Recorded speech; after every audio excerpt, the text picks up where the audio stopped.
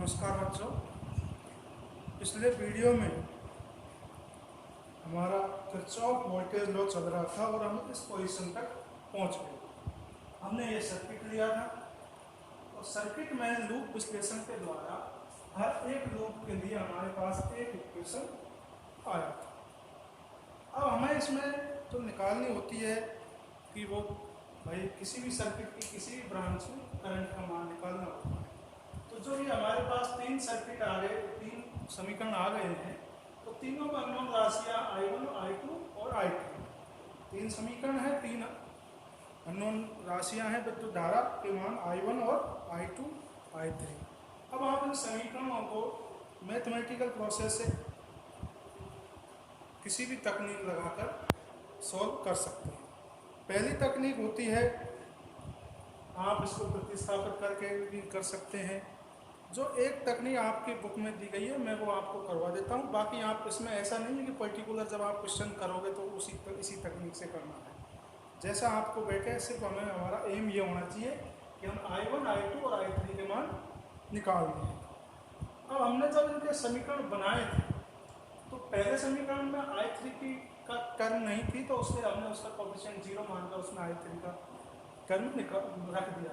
ऐसे ही समीकरण नंबर 3 में I1 का कोई टर्म नहीं थी, तो उसका कोएफिशिएंट हमने 0 लगाकर उसको भी एंट्री कर दिया। अब इस समीकरण में हमने क्या किया था कि मान लीजिए एक धारा यहाँ से इससे निकली और इधर इसमें यहाँ भी I1 पहुँच गई और इसमें से इसको दो रास्ते मिले, इधर I2 चली गई, तो शेष धारा जो बची I1 माइनस I2 इधर आ गई। ऐसे ही इसमें यदि I3 यहाँ चली गई तो इधर कौन सी बच गई, I2 माइनस I3। और इस प्रकार हमने इस डायरेक्शन में हर एक लूप का सभी वोल्टाओं का योग निकाला था, जिससे हमें ये समीकरण प्राप्त हुआ।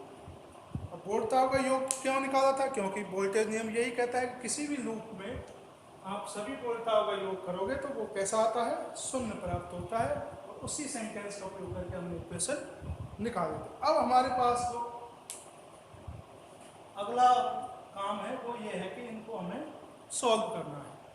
तो अब जो बुक का तरीका है मैं उसमें एक बार आपको बता देता हूँ, उस तरीके से भी कर सकते हो। और आप अपना जो पिछली कक्षाओं में काफ़ी क्वेश्चंस किए हैं आपने, जिसमें आपके पास x, y और z में कई तीन तरह के इक्वेशंस आते थे और आप उनको सॉल्व करते थे। तो बस वही तरीका है, बस आप यहाँ इसको एक बार निकाल लीजिए और बुक वाले तरीके से। बाकी आप जब क्वेश्चंस करोगे, न्यूमेरिकल्स करोगे, तो वो आपका अपना विवेक है कि आप कौन से तकनीक लगाएं। यहाँ हमें सिर्फ हमें निकालने का उद्देश्य है, हमें एक तो चाहिए I1, दूसरा चाहिए I2 और तीसरा चाहिए I3। I1 I2 का मान हम निकालेंगे डेल 1 अपॉन डेल Z। इसी प्रकार I2 का मान निकालेंगे डेल 2 अपॉन डेल Z और I3 का मान निकालेंगे डेल 3 अपॉन डेल Z। आप सर की अब आप कहोगे डेल 1 और डेल Z ये क्या है, तो पहले हम डेल Z को निकालते हैं। देखो किसी भी समीकरण को हम मैट्रिक्स फॉर्म में लिख सकते हैं। इन तीनों समीकरणों को मैट्रिक्स फॉर्म में लिखेंगे तो हमारे पास फॉर्म बनेगी, एक Z मैट्रिक्स, दूसरी I matrix equal to E matrix. ठीक है, मैट्रिक्स या सारणी जो भी है। तो Z मैट्रिक्स बनाने के लिए I1 के जितने भी कोएफिशिएंट हैं आप उसमें एक वो बनेगा सारणी। ठीक है, I1 के कोएफिशिएंट एक ये है, एक ये है और एक ये है। तो पहला कोएफिशिएंट है Z1 प्लस Z3, नीचे माइनस के Z3, फिर नीचे ये कॉलम तो ये बनेगा। दूसरा कॉलम बनेगा I2 के रूप से। आपने बहुत सारे मैट्रिक्स बनाए होंगे इस तरह से। तो माइनस के Z3, ये वाला है Z2 plus Z3 plus plus Z4 और नीचे माइनस के Z। अब लास्ट वाला जो कॉलम है वो I3 के कोफिशिएंट से 0 माइनस के Z4 और ये Z4 प्लस Z5। ठीक है भाई। अब इसके बाद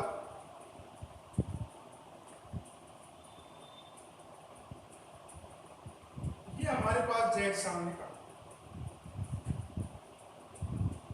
और अगर हम इसको इक्वेशन फॉर्म में लिखें इस वाले फॉर्म में, तो इधर आ जाएगा हमारा I1 I2 I3 इसका तो इधर ये वाला कॉलम, ये सारणी बनेगी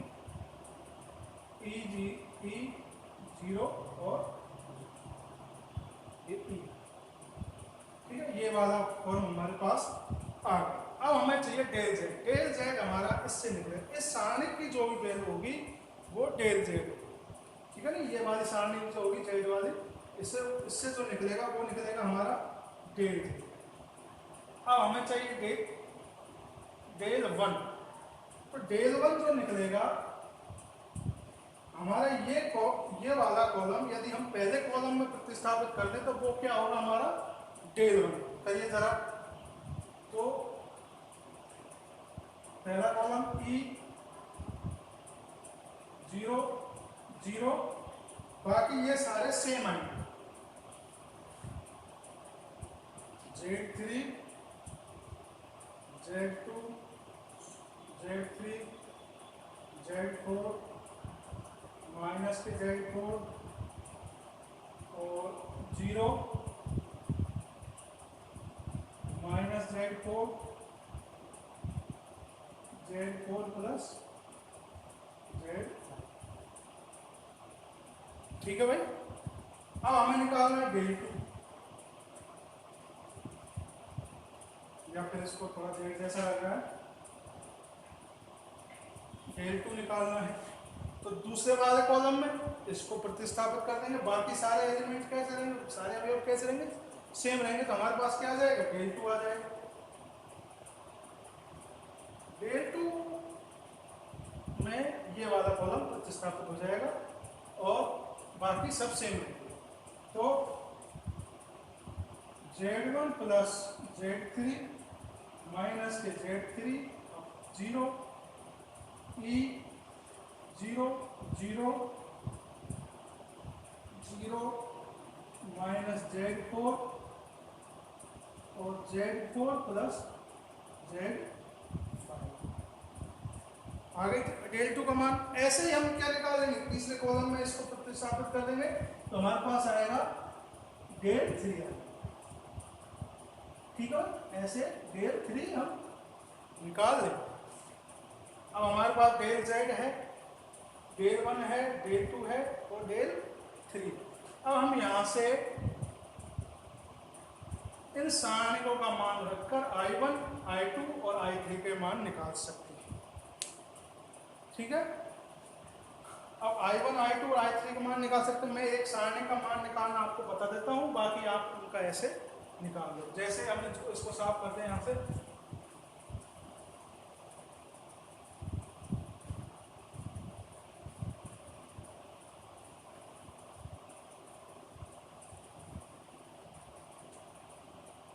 जैसे हम इस सारणी का मान निकाल, किसी भी सारणी का मान निकालने के लिए जैसे हम डेल जेड का मान निकालते हैं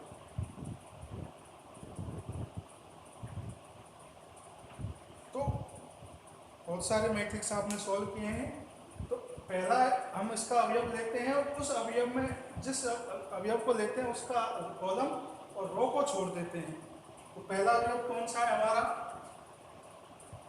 डेल Z1 प्लस Z3। ठीक है, मल्टीप्लाई में ये मल्टीप्लाई ये वाला अवयव माइनस ये मल्टीप्लाई और ये वाला अवयव। इसको Z2 plus Z3 plus Z4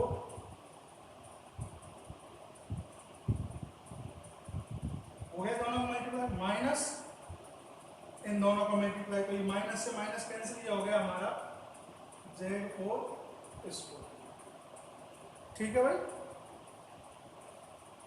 और ये ब्रैकेट बंद। अब इसके बाद दूसरा कॉलम लेते हैं। तो दूसरे कॉलम का पहला अवयव माइनस के Z3। अब दूसरे कॉलम जब हम लेते हैं तो यहाँ आता है फॉर्मूले में माइनस,